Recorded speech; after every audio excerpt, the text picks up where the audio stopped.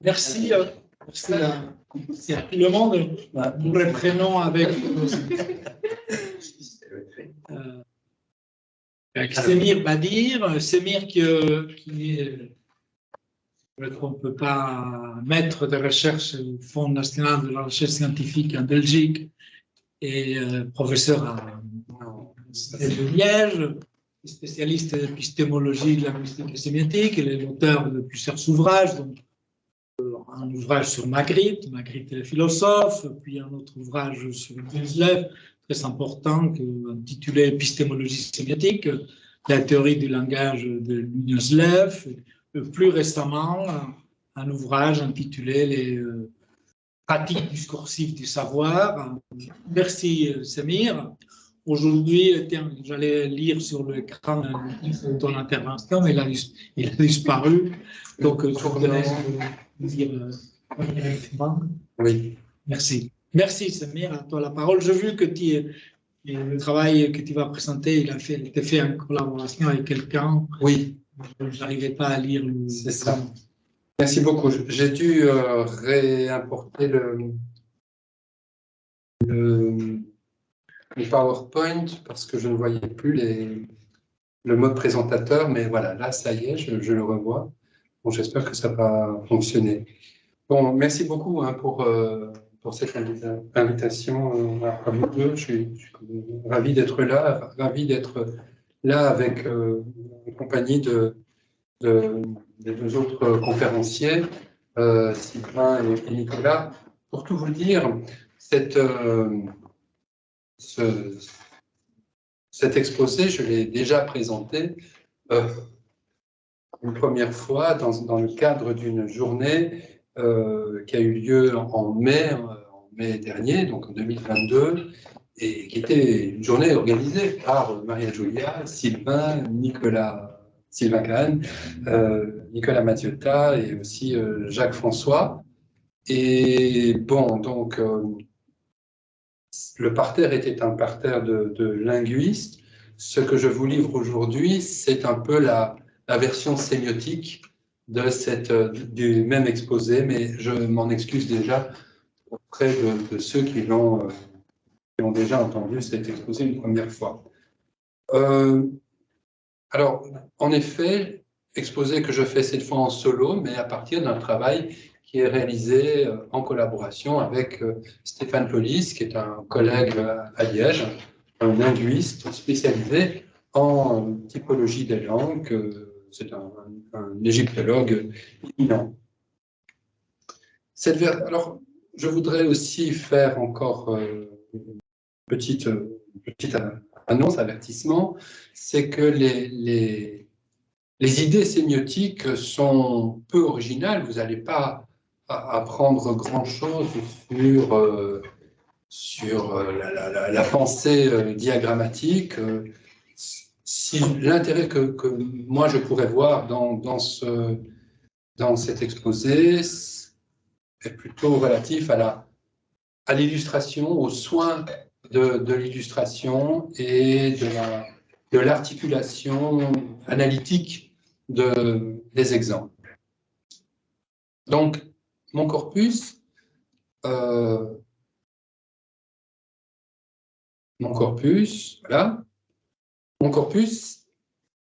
est celui donc des graphes en typologie linguistique. Qu'est-ce qu'on fait en typologie linguistique?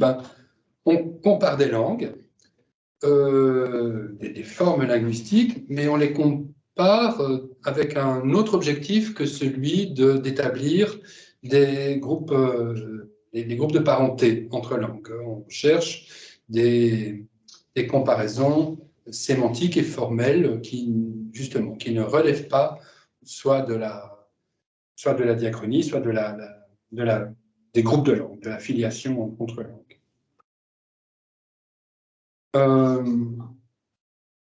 Donc, ce corpus, il est fait des espaces graphiques de représentation conceptuelle, ou plutôt des représentations graphiques d'un espace conceptuel, donc de conceptions qui sont pour lesquelles l'espace est le moteur, le vecteur de pensée. Et ces graphes sont apparus dans les années 1980. Les précurseurs, c'est un certain Lloyd Anderson, 1982, 1986, mais l'essor de ces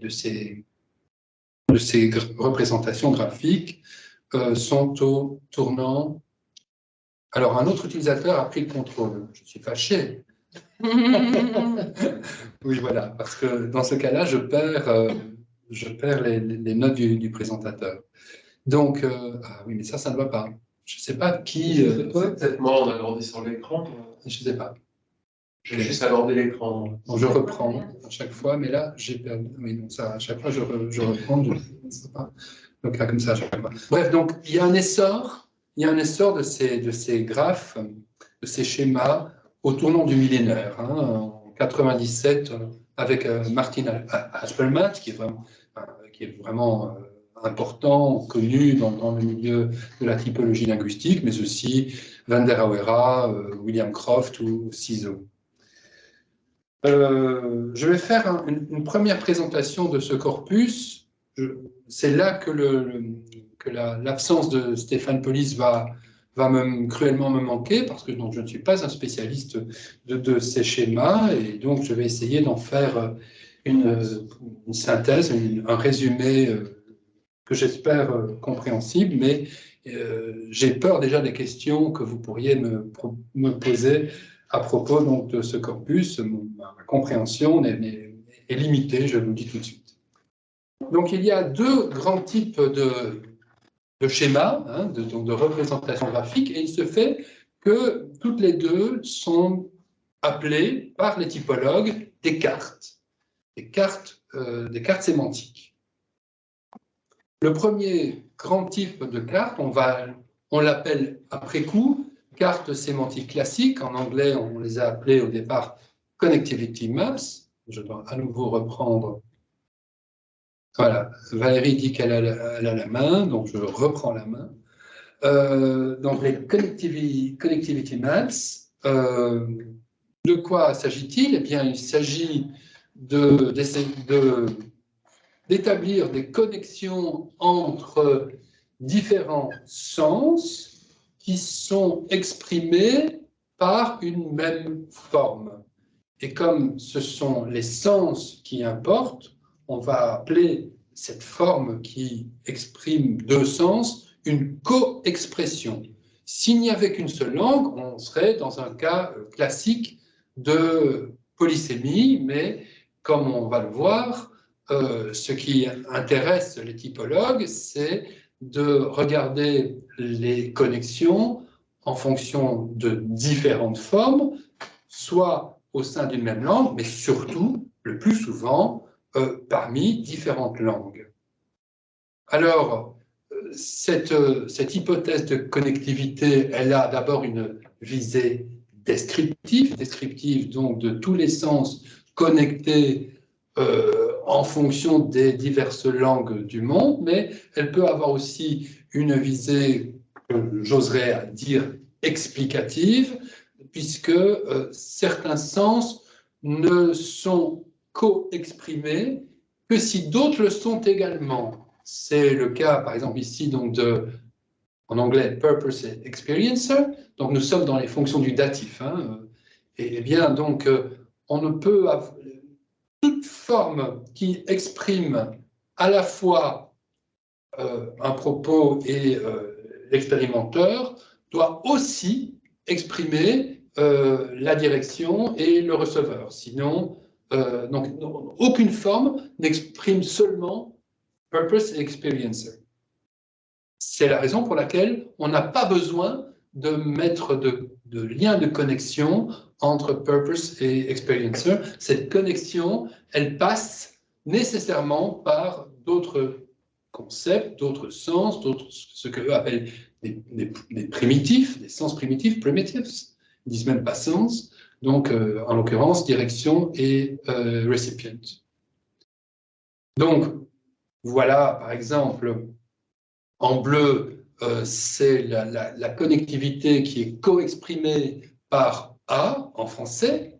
on voit donc c'est une autre, ça relie d'autres sens que tout, et à cet égard, la carte est falsifiable, puisque si à un moment donné, on a par exemple une forme qui relie, je prends donc par exemple la direction et le possesseur prédicatif, mais jamais le recipient, c'est que la carte est mal faite.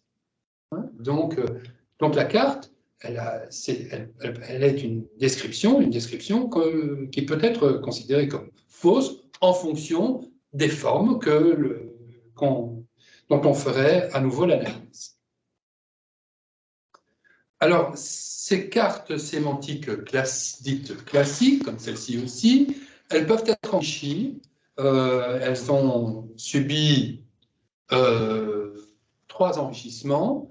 Le premier, c'est d'établir une hiérarchie entre les sens, ici donc entre 2 concepts comparatifs. Toute possibilité de participant external, je ne sais même pas à quoi ça fait référence, toute possibilité déontique est nécessairement aussi une possibilité participante external. Donc, c'est une sous-classe de la classe, d'une classe première. Donc, voilà un enrichissement. Second enrichissement, c'est l'information quantitative. Dans ce cas-ci, c'est un peu, je sais de quoi ça parle. Il s'agit donc des marques personnelles, je, tu, il. Le 1 représente je, le 2 représente tu, le 3 représente il. Et donc, dans la carte de droite, on voit qu'il y a la grosseur, le trait épais indique qu'il y a une majorité de langues où je plus tu, c'est-à-dire le nous inclusif, exprime également je plus tu plus il. Donc, encore une fois, le nous inclusif, dans une majorité de langues, co-exprime à la fois des situations où nous signifie je tu et des situations où nous signifie je, tu et il ou elle. Okay. Troisième enrichissement possible, la relation diachronique. Donc, on introduit des flèches. Et donc, ces flèches montrent comment un sens dérive d'un précédent. Et les dérivations peuvent être métonymiques. Métonymie, c'est le cas le plus courant. C'est toutes les flèches en tirets, avec des tirets, mais vous avez un cas aussi de relation métaphorique, c'est en haut à droite, entre springtime et youth. Là, la relation n'est pas métonymique, mais métaphorique, même si, encore une fois, elle est surtout une relation diachronique, d'abord. Alors là, il ne s'agit pas d'un enrichissement à proprement parler, mais d'une interprétation. En fait, ça reprend, si vous voulez, la première carte, celle où il était entouré toutes les primitives qui étaient co-exprimées partout. Ici, simplement, vous avez 4 formes considérées dans 4 langues et qui entourent différemment les sens qui peuvent être liés à, disons la catégorie générale de breathe. Je n'ose pas le dire en français parce que, évidemment, la respiration est une autre catégorie générale que la catégorie de breathe en anglais. Donc, ça rend déjà la carte plus difficile à comprendre et lorsqu'on multiplie les langues, ce qui est toujours le cas en typologie des langues, une langue, 2 langues, 4 langues, ça n'a aucun intérêt. La typologie des langues, c'est souvent des centaines de langues qui sont comparées les unes les autres. Et alors, dans ce cas-là, la carte devient à peu près illisible, embêtant pour une carte. En tout cas, ça embête les typologues, et donc ils ont pensé d'abord à émettre une critique sur ces cartes, et ensuite à trouver une solution, une autre solution. Alors, la solution, elle n'est pas venue immédiatement pour répondre aux critiques d'illisibilité de la première. Elle considère la question par un autre biais, à savoir cette fois par les co-expressions.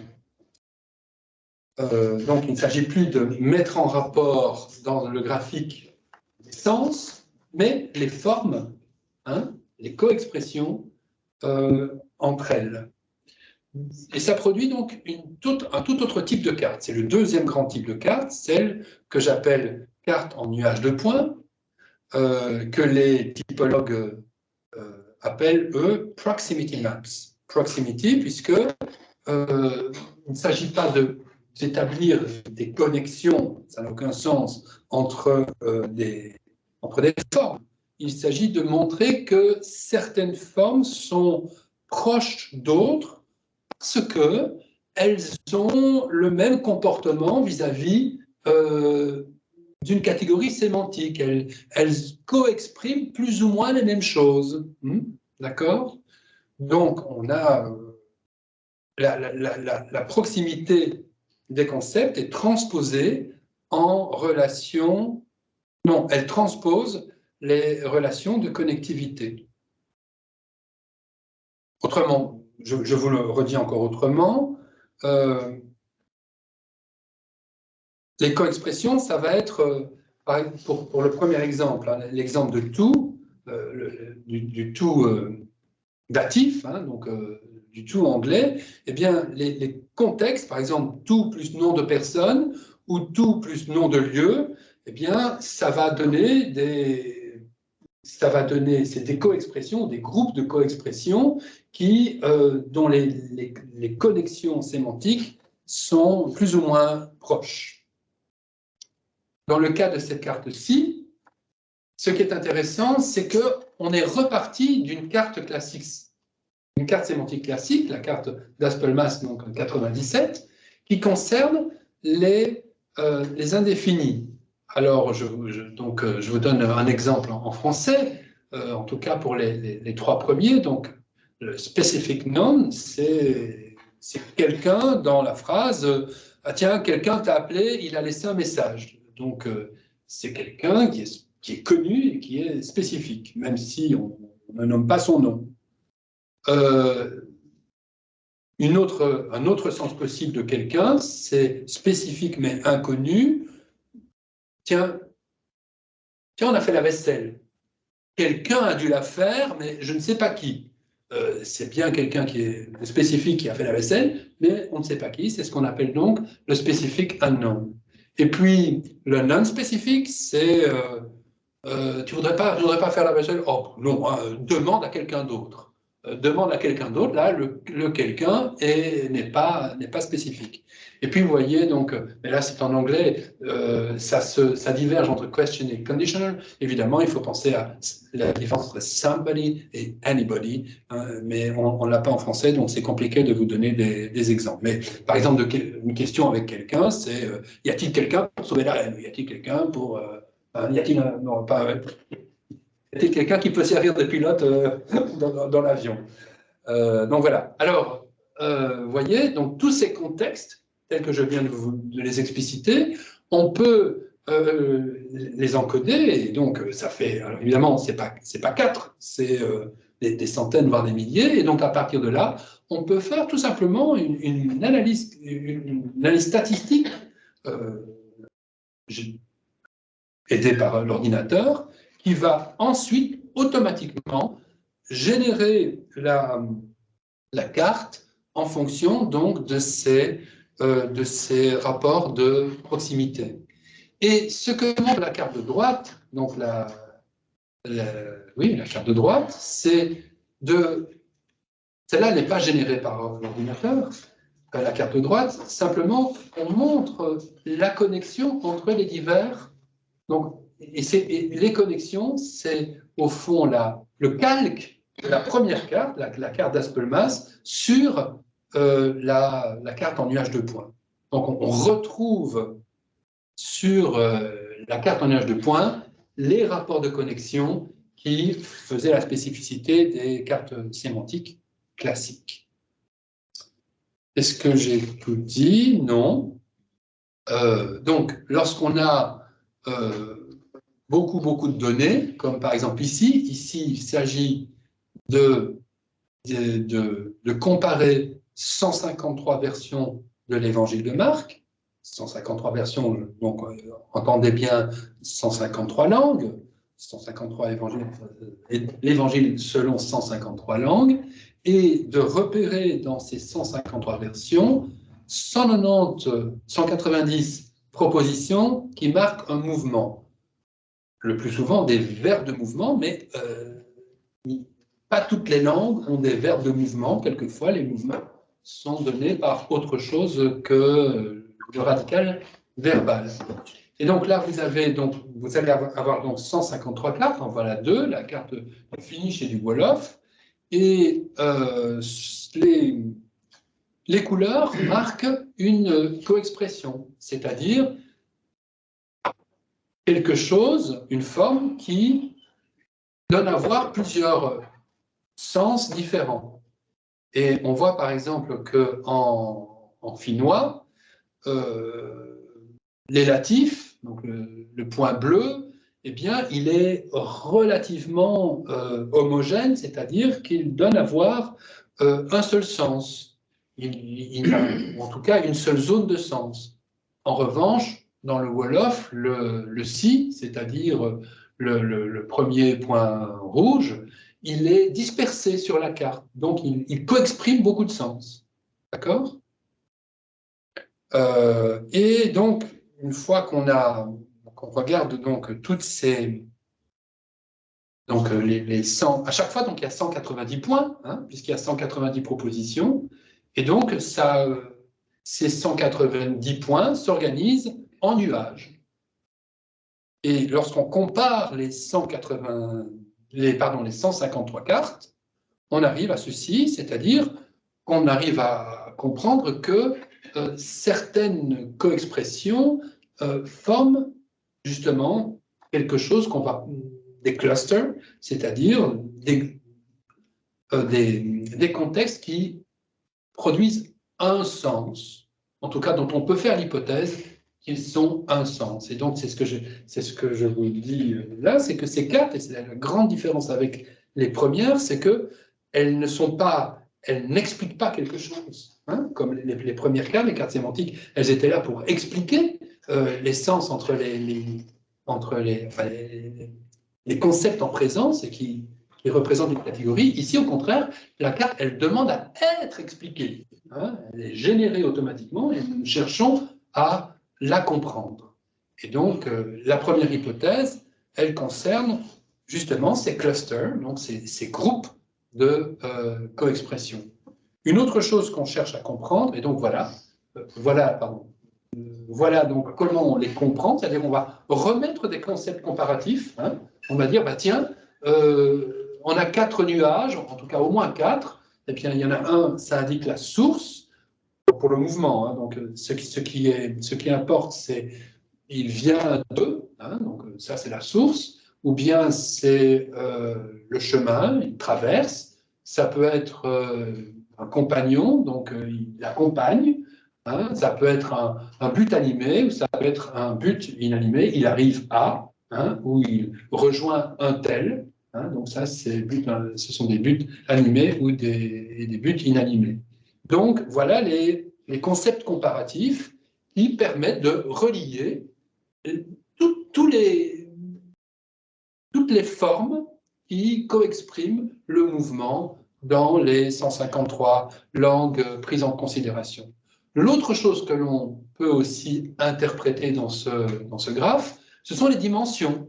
Hein, les dimensions qui ne sont pas, encore une fois, qui n'ont aucun sens, sinon c'est pas une métadonnée, on n'a pas préétabli la manière dont l'ordinateur va éclater, va faire distribuer, disperser les points sur la carte, mais une fois qu'on voit cette dispersion, on peut se dire, mais tiens, puisqu'on a une orthogonalité, est-ce qu'il y a la possibilité de comprendre comment s'organise le champ sémantique du mouvement?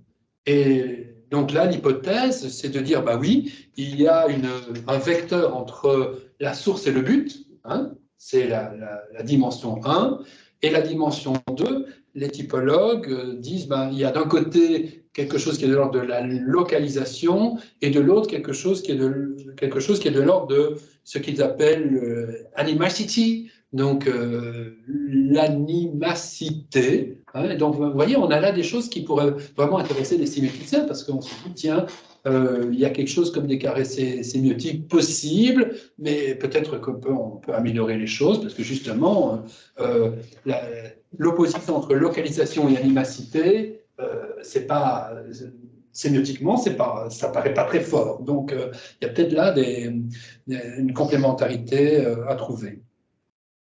Voilà, j'en passe à l'analyse. La fois dernière, j'avais à peu près 7 minutes et demie. Donc, je crois que cette fois-ci, j'ai quand même un tout petit peu plus de temps. Est-ce que c'était 1 heure pour eux? Mais oui. Donc, je suis ravi. Et du coup, c'est ma partie. Donc là, j'ai résumé celle de Stéphane. Et comme maintenant, c'est ma partie, je vais pouvoir lire. J'aime bien lire. Donc, je passe à l'analyse, mais évidemment, nous avons discuté de tout cela ensemble, hein, ça va de soi. Hein. Voilà, alors, donc, analyse, surtout en essayant de comprendre la différence entre les deux grands types de cartes. Ça, c'est la première chose que nous analysons, et cette analyse, nous ne sommes pas les premiers à l'avoir tentée. Donc, voilà, il y a déjà une dizaine d'années, chez Welchly et Sizou, une différence entre un tableau de caractéristiques différentielles entre donc, les cartes sémantiques implicationnelles. Donc, les implicationnelles, c'est celles qu'on appelait aussi connectivity maps, hein, celles que j'ai appelées les cartes sémantiques classiques, et semantics maps in these papers, ça montre qu'elles sont venues après, et elles sont encore récentes quand il fait ce papier. Donc, ces cartes n'ont pas beaucoup plus qu'une dizaine d'années. Et donc, ce sont les cartes de proximité que lui appelle les cartes de proximité multidimensionnelles, multidimensional scaling. Je ne commente pas immédiatement cette carte. Je passe à mon analyse sémiotique, donc essayer ma manière de comprendre la différence entre les deux. Donc, ces deux grands types de cartes, employés en typologie des langues, manifestent des types d'analyse que l'épistémologie générale distingue: une analyse qualitative sur un mode hypothético-déductif dans les cartes sémantiques classiques. Donc, par déduction, j'entends simplement analyse rationnelle sur, ici, l'essence primitive du datif. Hein. Et évidemment, à partir de cette déduction, c'est-à-dire déduction qui est faite par la raison, une raison nourrie d'expérience, évidemment, une expérience générale, eh bien, on teste la chose, c'est la raison pour laquelle elle est hypothético-déductive. Au contraire, une analyse dans les cartes en nuage de points, il s'agit d'une analyse de type quantitatif sur un mode inductif, voilà, et qui se fait sur des formes ou par leur truchement. Oui. Alors, j'ai donc d'un côté les concepts, de l'autre les formes. Encore faut-il un petit peu préciser. Certes, les concepts en sémiotique, on pourrait dire que ça tient lieu de signifier, mais en fait, ce sont des concepts métalinguistiques, des comparative concepts, disent-ils. Hein, car ce qui importe, c'est leur puissance comparative, soit le rapport, un concept, n formes, au sein d'une langue, mais surtout parmi plusieurs langues. Quant aux formes, dans les cartes en nuage de points, elles peuvent certes tenir lieu de signifiant, mais en fait, ce sont des coexpressions, car ce qui importe, c'est leur puissance métapolysémique, dites-moi si ce terme vous convient, soit le rapport une forme, n concepts métalinguistiques, les fameux concepts comparatifs, hein, et non pas une forme, n usages linguistiques, comme dans le cas de la polysémie étudiée en sémantique lexicale. Les cartes sémantiques classiques présentent, par des moyens graphiques, des relations syntagmatiques de concepts comparatifs. Il s'agit de dire, on a ce concept-là et ce concept-là, qui ensemble donnent à voir le champ sémantique ici du datif. Les cartes en nuage de points, en revanche, manifestent sur un plan graphique la proximité paradigmatique de lieux assignables à des coexpressions. La coexpression telle forme, telle coexpression se trouve ou bien ici, ou bien là, sur le schéma. Mais ce ou marque tout de même une proximité. Aussi, et c'est comme, je n'ai pas montré, mais on peut le montrer en tableau aussi. Hein. On peut en faire des tableaux pour marquer cette proximité. D'un point de vue graphique, le traitement interprétatif des types de cartes varie de régime sémiotique. Les cartes sémantiques classiques sont soumises à une interprétation de type symbolique, donc un rapport conventionnel entre le moyen graphique et la relation syntagmatique que ce moyen représente. Les cartes en nuage de points sont soumises à une interprétation de type indiciel. La relation de similarité entre les contextes de coexpression est motivée par une proportion directe avec la proximité des points présents sur le plan graphique. Voilà donc, vous voyez, j'arrive à un tableau avec cinq critères de différenciation et on pourrait comparer les deux types de tableaux qui sont en gros, grosso modo, compatibles. Mais ces deux tableaux ne visent pas, enfin les deux analyses ne visent pas le même objectif. En fait, il y a un saut vers la généralité et l'abstraction dans l'analyse sémiotique que j'ai présentée. Le tableau 1 cherche à mettre en valeur des différences entre un type de carte sémantique largement utilisé dans le domaine avec un type relativement neuf et encore peu répandu. Les différences sont établies dans les termes relevant du métalangage des typologues, et il faut, en particulier dans la barre des critères, voir l'emploi du terme primitives, hein, qui est typique de la théorie, on va dire, de la typologie linguistique. Et cela donc de manière à ce que les caractéristiques attribuées aux cartes sémantiques classiques soient directement admises par le lecteur et que la caractérisation des cartes multidimensionnelles donne à entendre des avancées théoriques et méthodologiques éloquentes. Le tableau 2, le mien, le tableau c'est une analyse sémiotique, compare les deux types de cartes in abstracto, sans égard pour leur positionnement dans l'histoire d'un courant disciplinaire. Il les caractérise selon des oppositions propres à l'épistémologie et à la linguistique générale, avec pour conséquence que là où le tableau 1, celui des typologues, laisse la différenciation ouverte pour d'autres types de cartes, à partir d'autres formes de caractérisation, y compris parmi des types de cartes existants, mon tableau tend à réduire les possibilités typologiques aux deux types présentés. Autrement dit, le tableau 2 dramatise, en portant leurs différences à un niveau élevé d'abstraction, l'opposition entre les deux types de cartes, lesquelles sont érigées en modèles afin de rendre plus lisible leur comparaison. L'hypothèse qui est la mienne et que j'ai discutée avec Stéphane est en effet que se joue sur la scène énonciative de la typologie des langues une confrontation épistémologique récurrente parmi les sciences, employant les ressources les plus générales disponibles en théorie du langage, comme si toute avancée théorique majeure, telle l'émergence des cartes sémantiques applicationnelles, appelait son contrepoint selon les alternatives épistémologiques qui, dans l'imaginaire de la recherche scientifique contemporaine, structurent le possible théorique. Cette hypothèse relance l'analyse sous la forme de 3 questions. Première question, dès lors qu'une résolution est attendue pour le petit drame mis en scène dans le tableau 2, petit drame puisqu'il y a 2 cartes qui sont opposées, quelle conciliation peut-on prévoir entre les 2 modèles de cartes? Deuxième question, l'hybridation est-elle possible?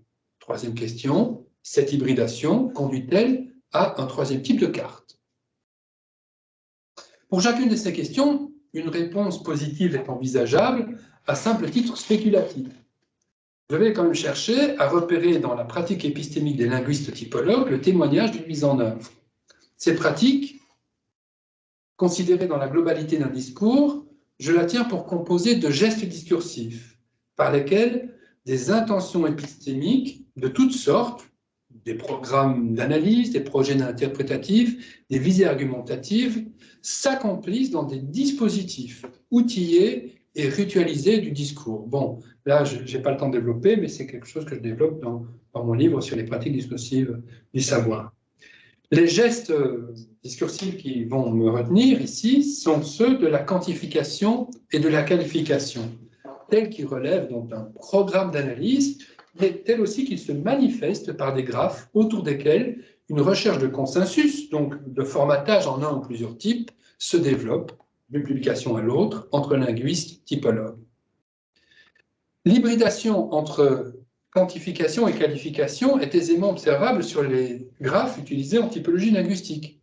Ainsi que je l'ai déjà noté, sur la seconde des cartes sémantiques relatives aux marques personnelles, la quantification statistique se signale de manière graphique par l'épaississement de certains traits reliant les nœuds, alors que les traits et les nœuds eux-mêmes sont des qualifications résultant d'une analyse hypothético-déductive. Donc il y a bien hybridation. Sur la carte en nuage de points, en figure 10, les étiquettes sémantiques apposées au nuage, companion, animate goal, path, source, sont des qualifications à visée explicative de résultats d'une analyse qui, par ailleurs, est quantitative et statistique, c'est-à-dire le positionnement des points. Ces étiquettes remplissent donc un rôle analogue au concept comparatif dans les cartes sémantiques classiques. Il y a donc bien entre les types d'analyse une hybridation recherchée, assumée, que les cartes manifestent. Certaines cartes récentes montrent de nouvelles tentatives allant dans ce sens. Elles m'intéressent particulièrement parce qu'elles ne peuvent être rattachées à aucun des 2 grands types précités de cartes. La question de leur formatage, donc de leur stabilisation en tant que forme prégnante graphique, en type demeure ouverte. Alors, je vais en mentionner 2. La première, mais donc 2 qui ce ne sont pas les apax. Elles ont beaucoup d'occurrences, enfin, en tout cas plusieurs. La première, donc, c'est la première de ces cartes, enfin, peut-être je dois les appeler plutôt des graphes, ce sont les organigrammes en treillis. En anglais, Formal Concept Lattices. Lattices veut dire treillis. Ce sont des cartes qui ont été introduites, des graphes introduits très récemment. Le premier graphe date de 2017. Là, je vous montre une autre représentation qui est d'un article justement de Stéphane Polis qui date de 2021 et qui concerne les verbes de perception et de cognition. Donc, dans cette figure, qui est générée par un programme informatique, ce qui est mis en rapport, c'est l'attestation statistique des coexpressions, ce que vous voyez dans les rectangles, avec un réseau conceptuel de primitives verbales. Oui. Là aussi, ce sont des rectangles, ce sont des rectangles grisés, surtout au-dessus, et vous en avez également à d'autres endroits, donc avec un fond grisé.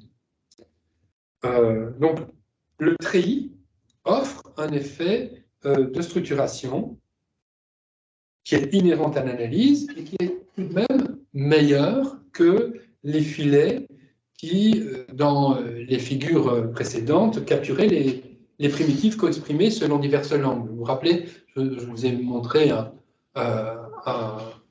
une carte sémantique où on entourait en fonction justement des co-expressions, les primitifs, et dès qu'il y a plus d'une dizaine de langues à prendre en considération, on n'y voit plus rien. C'est comme un tas d'élastiques. Ben, là, on a quelque chose qui est beaucoup plus lisible, d'autant plus qu'il faut se dire que cette carte, elle est faite pour être vue en simulation 3D, avec un logiciel, et donc on peut la faire tourner, et du coup, on voit mieux les formes du treillis. Et surtout, ça permet de comprendre beaucoup de langues. Le deuxième exemple de carte, c'est les dendrogrammes qui ont une visée analogue de mise en rapport, mais donc des concepts comparatifs d'une part et des co-expressions d'autre part, mais établis par un autre biais. Sur base d'une analyse statistique, des co-expressions regroupées en clusters, les clusters donc, ce sont les groupes de co-expressions, ces dendrogrammes avancent par la confection de nœuds.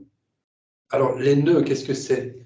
Ben, ce sont des rencontres d'embranchements, mais qui sont non directement dépendants des co-expressions. Donc, c'est pas les nœuds de clusters, ce ne sont pas les clusters eux-mêmes qui produisent les nœuds, ce sont les rencontres de clusters. Et donc, ces nœuds, ce sont des places disponibles pour des concepts comparatifs. Hein, en suggérant même une hiérarchisation, ainsi que l'induit dans les cartes sémantiques classiques le principe d'économie, selon lequel certaines arêtes ne sont pas tracées dans les nœuds. Hein, vous vous rappelez le principe d'économie, lorsqu'il n'y a pas de connexion, on a aussi quelque chose comme un effet de hiérarchisation. L'articulation de deux gestes épistémiques et discursifs que l'épistémologie a tendance à opposer, la qualification et la quantification, est donc non seulement possible, mais réalisée dans les deux figures ci-dessus. Pour autant, elle ne conduit pas à une conciliation sans reste. Par comparaison avec les cartes sémantiques classiques, on notera que la figure de gauche ne montre pas les relations entre les concepts comparatifs. Hein, ils sont simplement distribués, mais on ne voit pas les relations entre eux. Il faut passer, pour les voir, il faudrait passer par les clusters. Tandis que la figure de droite, celle de droite, qui est une carte sémantique classique, elle montre bien évidemment cette connexion entre les concepts comparatifs. Et quant l'autre, quant au dendrogramme, eh bien, ces dendrogrammes, ils ne nomment pas tout simplement les concepts. Donc, hybridation partielle, conciliation imparfaite, et pour répondre à la dernière de mes questions, non, un troisième type de carte n'a pas émergé, en tout cas n'émerge pas immédiatement. Ceci laisse envisager la possibilité que ces deux cartes-là, au moins ces deux-là, ces deux graphes-là visent un autre objectif que celui d'une synthèse entre les deux bons types de cartes qui les ont précédés. Cet objectif n'est pas simple à formuler, car si ces graphes ne font office ni d'explicandum ni d'explicans, qu'est-ce qu'il pourrait être cet objectif? Je ne cherche pas je ne prétends pas répondre à la question à la place des typologues, mais je voudrais faire quelques remarques de type sémiotique. Le caractère particulièrement lisible de ces cartes, en tout cas c'est ce qui est recherché, ne relève ni d'une interprétation de type symbolique de leurs signes, ni d'une interprétation de type indiciel, quoique les analyses à partir desquelles elles ont été dessinées dépendent bien, quant à elles, de ces régimes interprétatifs. L'instauration, suivant une démarche hypothético-déductive de diverses primitives verbales de perception et de conception dans la figure de gauche, ne prétend en effet qu'à une répartition strictement symbolique. Il suffit que ces primitives soient distinguables entre elles, leur positionnement dans la figure étant indifférent au regard de leur analyse. Et si ce sont ces positionnements-là, en haut, qui ont prévalu, la raison doit en être trouvée ailleurs, en vue d'un effet de lisibilité. Dans la figure de droite, à l'inverse, le rapprochement des différents contextes de causativité. C'est ça que ça montre. C'est la causativité, c'est il l'a fait faire par un tel. Donc, la cause d'une action, c'est que c'est une manipulation. Enfin bon, il y a plein de choses qu'on peut voir comme le champ sémantique de la causativité. Donc, le rapprochement des différents contextes de causativité est tout sauf arbitraire. Il résulte d'une analyse inductive automatisée dont il se veut être la trace. Mais le regroupement en 7 clusters, plutôt que 2 ou 10, ne dépend pas quant à lui de cette analyse. Il est réalisé afin de rendre les résultats interprétables et lisibles sur cette carte même. L'effet de lisibilité accomplit ainsi un rôle de médiation. C'est comme ça que je vais le dire pour commencer. Cette médiation vaut d'être distinguée en soi de la recherche d'articulation entre quantification et qualification, avec l'effet d'hybridation que cette articulation provoque dans les cartes. L'hybridation entre deux choses, en effet, n'est pas nécessairement lisible. Au contraire, on pourrait supposer qu'elle augmente a priori le degré de complexité en production comme dans l'interprétation. Et une articulation, ou mise en rapport, mise sur une concordance, c'est-à-dire sur des points communs, propose éventuellement un compromis, c'est-à-dire une suspension des points non communs, mais elle n'est pas censée avancer quelque chose en propre, cette mise en rapport. La médiation, elle, est bien en tierce part, recherchée comme telle et mise en œuvre par et dans les cartes qui sont ici présentées, indépendamment des analyses dont elles procèdent. C'est ça le point important. De quelle médiation s'agit-il au juste? J'y vais mollo, j'y vais lentement. Une médiation que je dirais structurale. Les relations établies entre clusters et primitives sont entrecroisées, c'est ça le treillis, de façon à faire voir une structure relationnelle. C'est bien la figure, cette figure-là, qui donne la voix à dite structure. Et dans la figure de droite, je parlerai de médiation hiérarchique.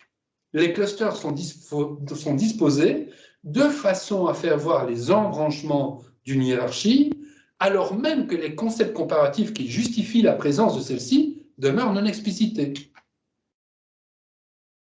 Je crois qu'on peut qualifier d'iconique, au sens persien du terme, le régime interprétatif de ces médiations.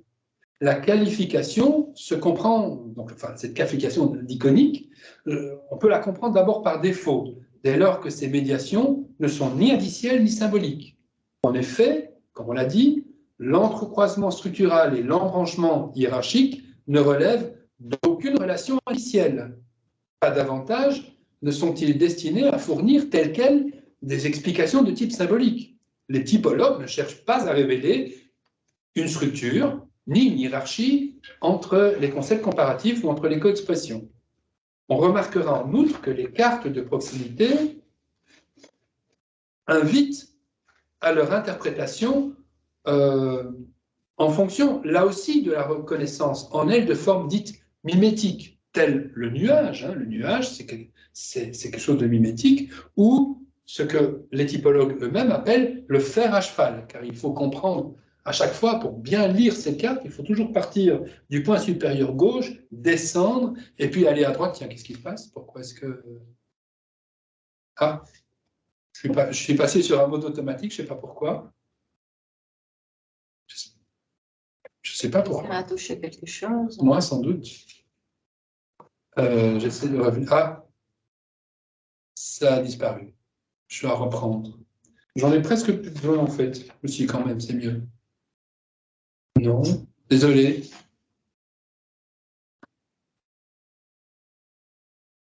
trouvais que je parlais trop longtemps, alors j'ai dit, ouais, ça va, ça suffit maintenant. Ça fait 1 heure. Je remplace.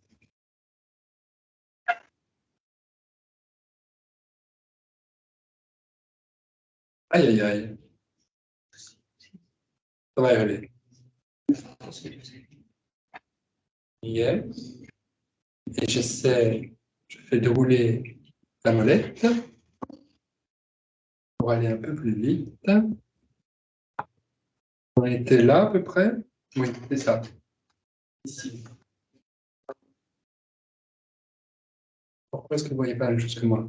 Parce que je n'ai pas cliqué au bon endroit, c'est bien. Donc, le fer à cheval, hein, donc, le fer à cheval qui oblige donc à une lecture. Donc, on va voir que ces formes stabilisées participent de ce que j'appelle un imaginaire. Mais pour le moment, je me borne à admettre, il faudrait juste se borner à admettre que l'imaginaire, ça va être l'instance générale convoquée comme tierce part par la médiation iconique que l'interprétation de ces graphes sollicite. Les figures, ces figures-là, ont retenu mon attention parce qu'elles invitent à l'interprétation en su d'explications symboliques que les cartes précédentes ont entérinées.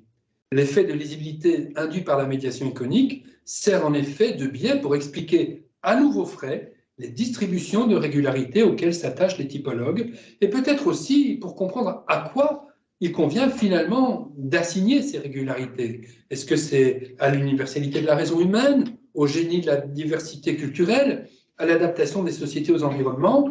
La discussion est... Qu'est-ce qu'il y a? On ne voit pas très bien les images. Étrange. Moi, je les vois bien. Je les vois bien. Et aussi. Oui, oui.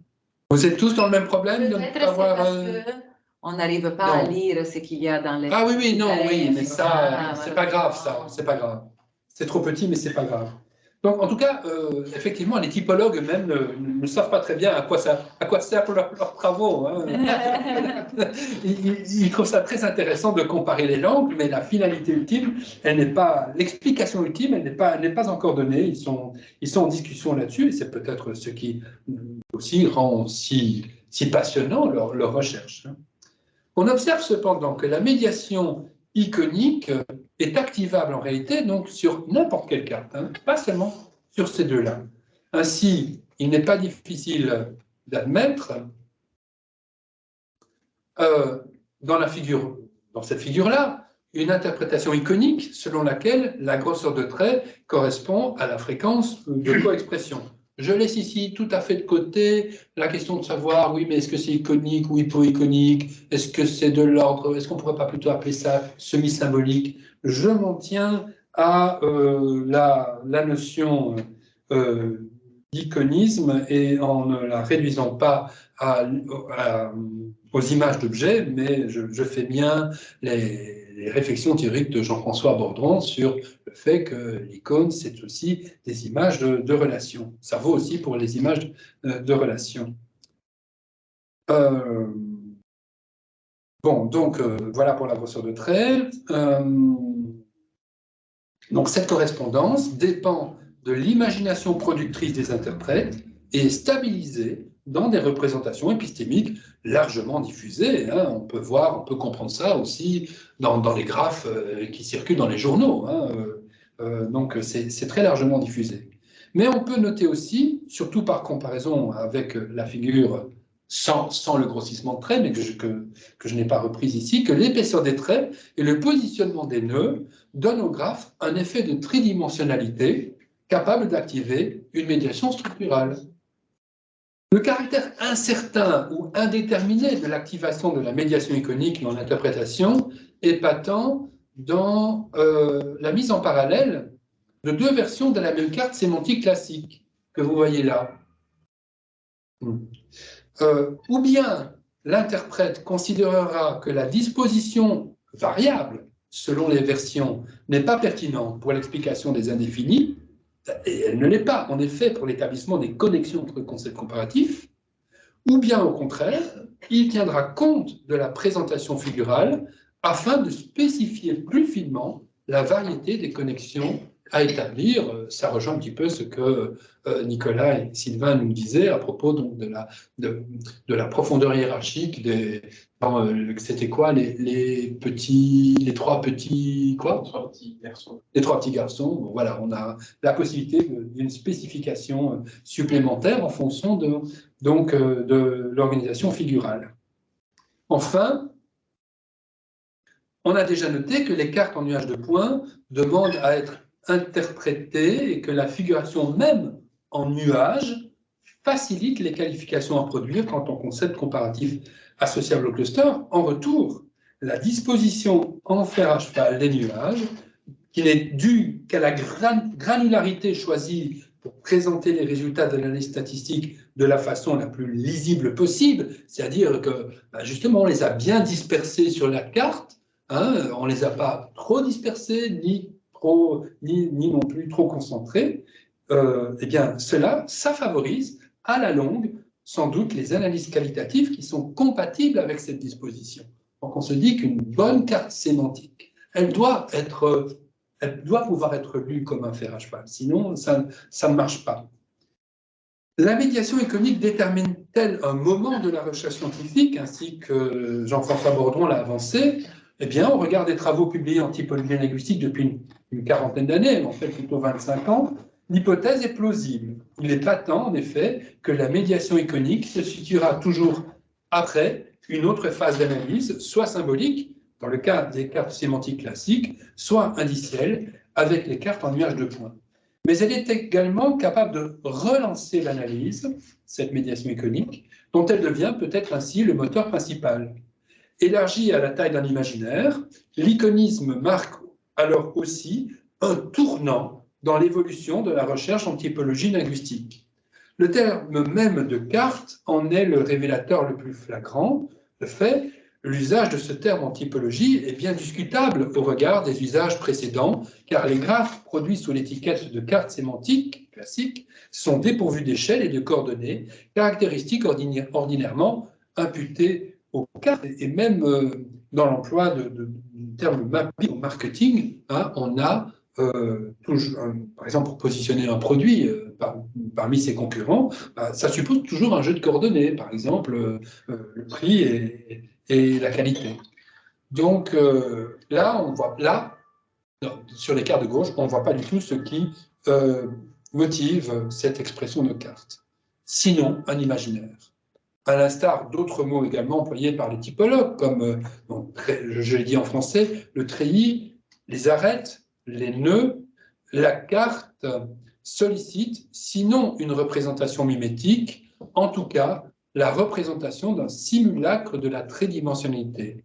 La carte la plus lisible sera toujours celle qui donne à visualiser un objet tridimensionnel. Il semble qu'en ceci, l'imaginaire des typologues se trouve en partage avec celui des chercheurs en sciences du vivant et en ingénierie, mais ce serait évidemment une toute autre étude à entreprendre si l'on voulait étudier les transferts d'outils conceptuels et de représentation épistémique d'un champ des savoirs à l'autre.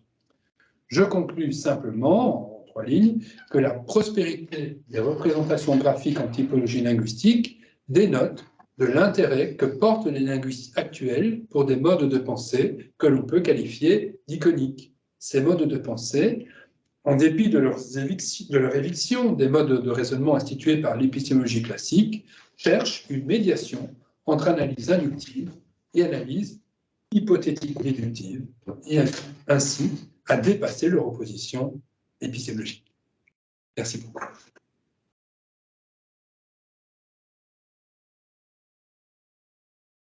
Merci, Semir, merci beaucoup. J'aurais juste une question qui, au fond, est en lien avec l'intervention précédente. Parce que tu dis bon, que cette hybridation ou médiation entre deux modèles, et même le scientifique, il dit, bon, les gens qui font ces cartes ne savent pas trop bien qu'est-ce que ça peut donner. Est-ce qu'il y a, au-delà donc de cette dimension explicative, un peu d'accès à la connaissance dont on parlait tout à l'heure, est-ce qu'il y a une dimension heuristique possible, mais qu'on ne connaît pas, un peu comme je me demandais tout à l'heure, les pastilles que vous disiez au début, bon, finalement, ça ne donnait rien d'intéressant, mais que ça aurait pu donner quelque chose d'intéressant. Je me demandais qu'est-ce que ça aurait pu donner. Et alors, est-ce qu'il y a une production possible de connaissances? Absolument, c'est comme ça qu'ils vendent leurs produits. C'est pour la valeur heuristique. Ils se disent, bon, on ne sait pas très bien ce que sont ces concepts comparatifs.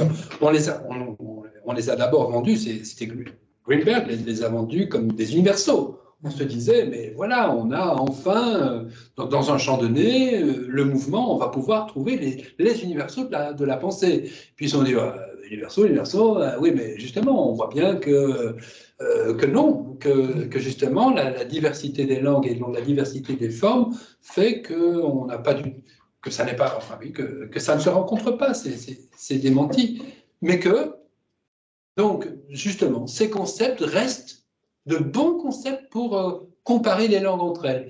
Et on ne sait pas, encore une fois, ils n'ont de valeur qu'heuristique.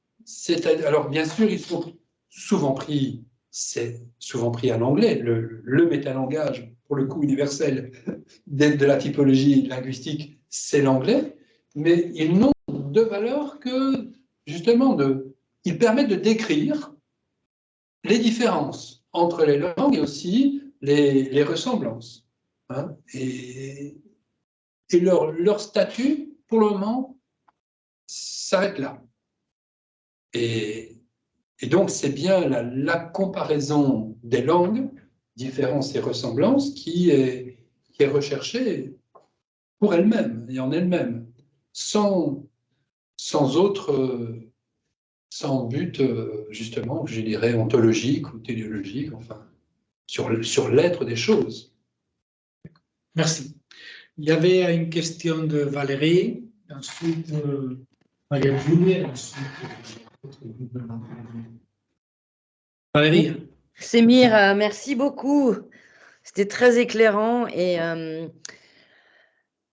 je ne vais pas du tout aborder la typologie des langues, mais tout ce que tu as dit vers, je dirais, une opérativité à la fois sémiolinguistique et aussi la question de la transmission vers les étudiants. Même si on est dans un séminaire de recherche, ça me semble important d'aborder cette question. Conciliation, oui. Hybridation, oui. J'ai envie de dire le troisième type que je ne sais pas si tu l'appelais de tes voeux, mais un troisième type de carte, j'ai envie de dire non. Pourquoi? Parce que tu as évoqué, j'ai trouvé ça très intéressant, une gestualité typologique. Deux gestualités typologiques. Je vais prendre gestualité, pas forcément uniquement sur le plan métaphorique, mais moi, il me semble qu'on gagne, par exemple, vis-à-vis des étudiants, en mobilité cérébrale de leur part, à leur faire explorer ces deux cheminements, inductifs et hypothético-déductifs. Vraiment. Alors, moi, je le fais au niveau L1, parce que à Aix-Paris-Descartes, on a eu la chance d'avoir un nouveau parcours depuis 3 ans qui s'appelle parcours d'expert linguiste, et moi j'ajoute toujours et sémiologue bien sûr, et je vois bien comment en les branchant et en les initiant à un outil qui est beaucoup plus simple que ceux que tu nous as montrés, mais qui est accessible pour les étudiants parce qu'il est public, qui est le dictionnaire électronique des synonymes, informatique des synonymes, le DES des collègues de Caen, du CRISCO, là. On voit bien comment par certaines entrées, on peut avoir une topographie sémantique avec déjà des clusters, des choses qui sont organisées, mais aussi qu'on peut avoir un nuage de points et que là, ça nécessite que eux et elles, ils travaillent un petit peu pour chercher la catégorisation. Et moi, il me semble que ces deux exercices couplés, c'est précisément ça qui est heuristique. En tous les cas, pour mettre à la recherche des étudiants. Donc, alors, je ne veux pas être réactionnaire. Peut-être qu'il y aura un troisième type de carte qui sera hyper lisible, qui sera une magnifique médiation iconique et qui aura des effets de lisibilité, comme tu dis, vraiment importants. La calculette aujourd'hui inventée depuis déjà des dizaines d'années ne les empêche pas de compter, quoique, je ne sais pas s'ils sont encore nombreux à savoir faire une division, quoi. Mais donc je ne veux pas être réactionnaire, mais il me semble que l'hybridation, les cas d'hybridation que tu nous as montrés en finale, c'est vraiment très très intéressant parce qu'on repère bien c'est une hybridation. Donc on a encore, c'est comme une chimère, quoi. Hein. On a encore les deux parties et on voit comment ça s'imbrique. Voilà. Ben en tout cas, pour moi c'était très très riche puisque alors. Moi, j'ai envie de dire, les seuls à avoir su projeter 3 dimensions sur 2, ce sont les peintres. Je pense que Maria Giulia elle sera d'accord avec moi. Bon, mais les analyses factorielles le tentent un petit peu par moment. C'est vrai que c'est guère lisible, hein. Mais en tout cas, merci parce que notamment sur l'imaginaire, et là je vais réfléchir à ça, mais ça ne sera pas une question, c'est pour moi, sur l'imaginaire scientifique de ces linguistes typologues, il y a beaucoup de choses à dire. Je pense que c'est voilà, c'est tout un champ qui s'ouvre. Mais là, on est en sémio, donc en tout cas, merci. Et encore une fois, vraiment pour les étudiants, je pense que c'est important. C'est important d'entrer par les deux, de savoir entrer par les deux. Merci beaucoup pour ta réaction, Valérie. Bon, tu me poses dans le sens du poil, hein. Et en effet, je pense aussi que c'est important pour les étudiants. Et ce qui est important, c'est, enfin, il me semble que pour leur faire comprendre ces modes de raisonnement qui sont quand même élaborés, instaurés comme des modèles extrêmement généraux et abstraits, l'hypothético-déductif d'un côté, l'inductif de l'autre, le recours à une analyse des pratiques discursives, et dans ces pratiques discursives, d'essayer d'y introduire ce que j'ai appelé des gestes qui, justement, reprennent ces visées épistémologiques, mais qui inscrivent ces visées dans la composition du discours, ça me paraît important. Et ça paraît un moyen important de compréhension, et non seulement pour les étudiants, mais aussi pour nous, pour voir justement où il y a des possibilités d'hybridation et quelles sont les limites de ces... c'est-à-dire d'établir du jeu. Et le jeu, c'est à la fois donc, une espèce de souplesse, mais aussi de voir la chose jouer, la scène en train de se faire. Donc, c'est ça qui me plaît dans cette idée de ne pas m'en tenir à les qualités et quantités, aux catégories kantiennes, mais de réinsuffler là-dedans de la praxis discursive. Et donc, c'est cela que j'appelle les gestes ici de quantification, de qualification, mais il y en a plein d'autres à considérer. Merci beaucoup. On a le temps pour deux questions. Oui. Et Julie et Jacques Oui. à distance. Parce qu'en réalité, à 5 heures, on devrait quitter la salle, mais moi, je serai très rapide. Alors, j'ai deux très courtes questions. Toi, tu as distingué entre connectivité et proximité, et tu as dit d'un côté, c'est symbolique, de l'autre côté, c'est indiciel, et tu as dit c'est seulement du côté de la proximité qu'on peut parler des motivations.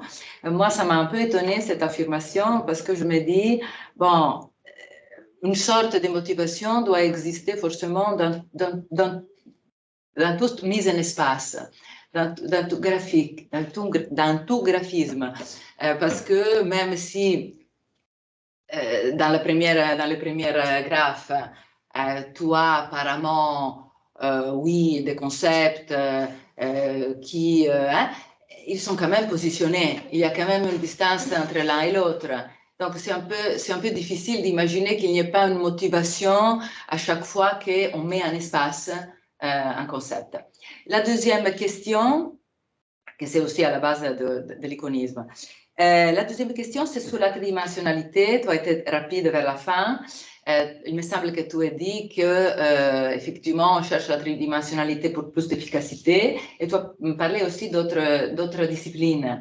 Moi, par exemple, j'ai vu comment les immunologues et les biologistes utilisent la tridimensionnalité pour montrer, par exemple, le passé et le futur d'un état de la matière, disons, appelons-le comme ça de manière très générique. À quoi ça pourrait servir dans le cadre de ce genre de schématisme? Plutôt, peut-être c'est pas la transformation qui intéresse, c'est peut-être plus une simulation d'interactivité, je ne sais pas. Bon, Justement, j'ai dit que je n'arriverais pas à répondre à la place des typologues. Si, peut-être que Stéphane aurait des hypothèses intéressantes à faire s'il était présent là, mais malheureusement, moi, je ne peux pas répondre. Je ne sais pas bien. Je repère les figures de cette tridimensionnalité et je me dis que ces figures ne sont pas nécessitées par les analyses, et donc par les théories qui soutiennent ces analyses, mais et donc leur présence ne me paraît pas non plus, surtout encore une fois, si on voit qu'il y a des noms qui sont associés, je me dis c'est quand même pas pour rien, mais je ne sais pas ce que les typologues peuvent en faire.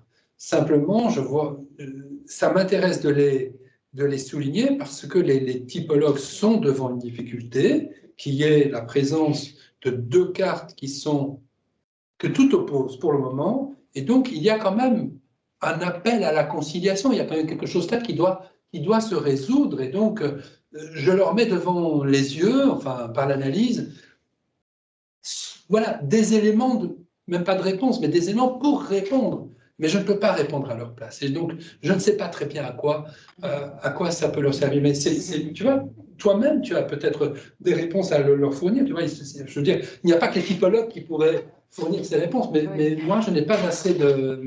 Et donc, tu as bien cerné une des questions importantes du travail. Quant à donc, non, par rapport à la connectivité, tu es étonné que dans les cartes sémantiques classiques, je ne vois pas d'iconisme. C'est ce que je te dis, c'est ce que je disais à la fin, c'est-à-dire, oui, l'iconisme est toujours activable. C'est ce que je disais à propos des deux versions d'une même carte sémantique. Tu peux regarder les différences de positionnement et leur donner du sens. Mais en principe, les relations entre les concepts sont gouvernées par des conventions. Oui. Et il n'y a, donc pour moi, rien d'iconique là-dedans, mais je reviens à ce que je disais à propos justement de. C'est ça, donc une démonstration mathématique sur. Alors, je ne sais rien en mathématiques, mais enfin, dans un carré ou dans un triangle, c'est pour moi des relations strictement symboliques et il n'y a rien d'iconique là-dedans qui interviennent dans la démonstration mathématique. Mais François a écrit des articles d'une grande pénétration à ce sujet. Donc, je ne sais pas si peut-être tu voulais ajouter quelque chose, Nicolas? Je voulais dire par rapport à l'iconisme, moi je me réfère toujours au découpage correspondant ou non. Et à partir du moment où la mise en espace correspond au découpage de ce qui est représenté, pour moi, c'est ça l'iconisme, même si les composantes sont symboliques, comme nous rappelait Maria-Julia tout à l'heure, ça ne change pas que si la spatialisation correspond à la structure de ce qu'on essaye d'analyser, c'est bien ça qui définit l'iconisme et la capacité qu'on va avoir en jouant sur cette spatialité, des inférences, en fait, qualifier ce signe de diagramme. Donc, je pense que je suis jusqu'au bout pas tout à fait d'accord avec ce qu'il vient de proposer. Ok. Je vois. Malheureusement, on a perdu Jacques. Jacques, oui, il avait levé la main, il a quitté la réunion. Donc, oui. De toute façon, c'est 10 heures. Dommage, peut-être qu'il avait un rendez-vous à 5 heures, qui sait. Possible. Ah. Il m'écrira. Bon, ragazzi, encore bravo a Semir. On se verra le 8 mars avec deux interventions. Une intervention de Philippe Gréa, collègue de Stéphane, et on aura aussi le plaisir d'accueillir Nicolas Cognas et Valérie De Luca. Et on reprendra à Rue Sujet, la maison Sujet. Absolument, Rue Sujet avec l'ancien lien. Voilà. Mille merci de nous avoir suivis et à bientôt. Ciao Valérie, au revoir tout le monde. Salut.